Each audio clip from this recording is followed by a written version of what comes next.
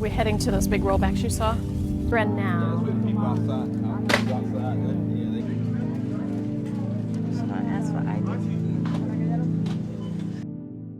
Oh, guess who's not in the Christmas spirit? For this video being Christmas related, I'm sure stuck on Halloween. Halloween is like the best, and Halloween was like, what, a week ago? A few days ago, but it has come to my attention that there has been this phenomenon called 2000s Christmas, and why everyone is so sad about it, why some people are super happy about it, and why some people want to bring this back so badly.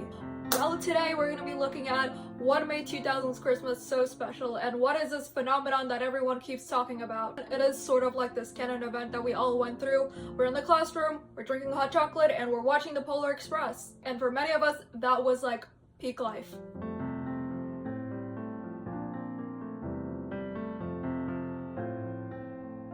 So like how I mentioned earlier, we were in a classroom drinking hot chocolate and watching the Polar Express, and that was sort of like this canon event that we all went through. So let's talk about Christmas activities. So if you were watching a movie like, for example, the Polar Express, the Grinch, or Frosty the Snowman, or sometimes you watch something completely different, you get to do an activity that's related to the movie. So for me, since it was the Polar Express, we got these tickets, and when you were done scribbling all over them, you get to wear them. I don't know if anyone else experienced that, but it was like such a core memory for me. But besides that, we're making gingerbread houses or making fake snow. So an activity that I just remembered for this video is that you would get tinfoil, you get Sharpies, and then you take like this clear plastic and you kind of like layer it on top of it, and you just kind of like colored it in.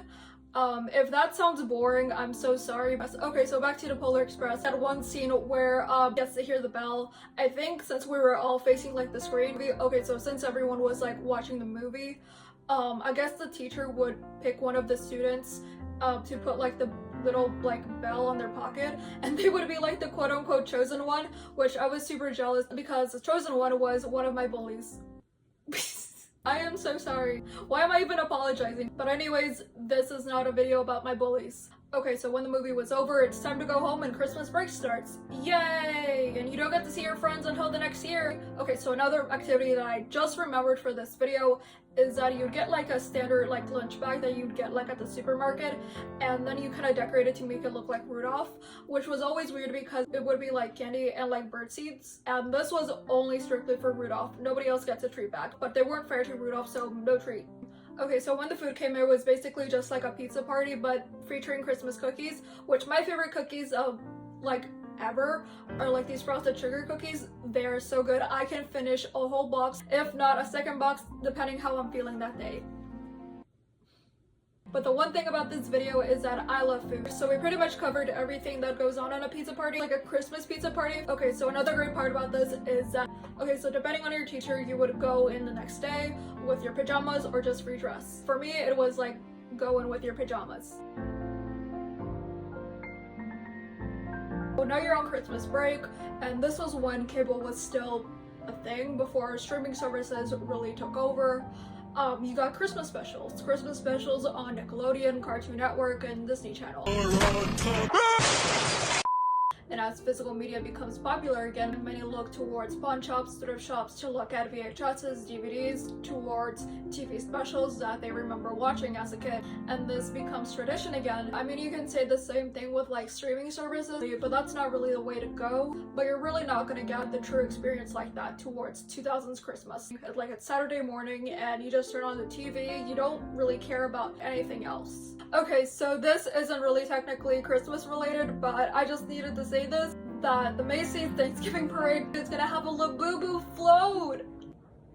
Oh my god guys, a Pop Mart float! Isn't that so exciting? Isn't that what everybody wants? Everybody loves Labubus?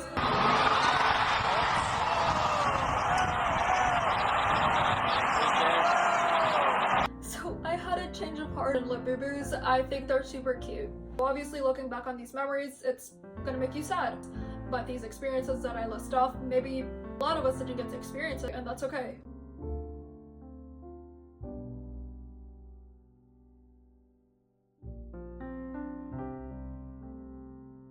So as the years go by, maybe your family isn't as close as they once were, or things happen beyond your control. You feel like you're responsible because your family isn't as together as they once were when you were younger. And so since you're only left with memories, you look back on photos and you get sad, obviously. If anyone feels that way, I fully understand you. Just enjoying the holiday season, but sadly things cannot be like that. Maybe in some cases you moved out, you really don't have contact with your parents or family members. Many of us don't like change, and that's okay. Sooner or later you have to come to the conclusion that nothing stays the same. And when you're in a situation like this, you have to look at new traditions, how to kind of work your way around the holiday season without feeling this guilt that you have because of things that are just out of your control.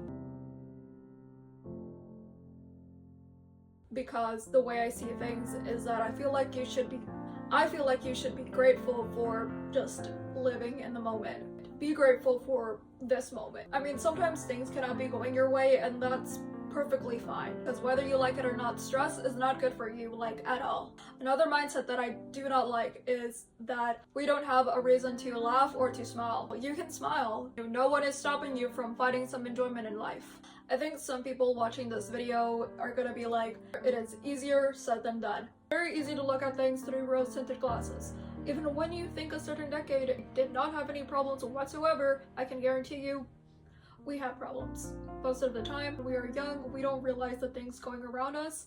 One of the most interesting things about nostalgia is that it can filter out anything.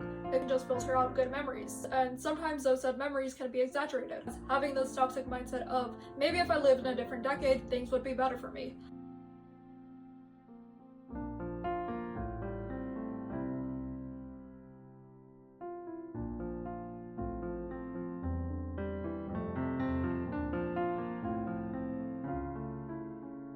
With the current state of the world right now, I don't blame you if you can't find anything that really makes you happy or a way to distract you, or vice versa, where you want to know everything that's going on right now, and if you look away for a second, something happens. Don't get me wrong, it's important to stay up to date with things, but I think you need to know how to balance these two. But you can't really live your life oblivious to things, or like I said, you need to know everything that is going on right now, and you can't do that. Okay, so since we've reached the end of this video, I hope you guys learned something, and with that, I'll see y'all in my next video.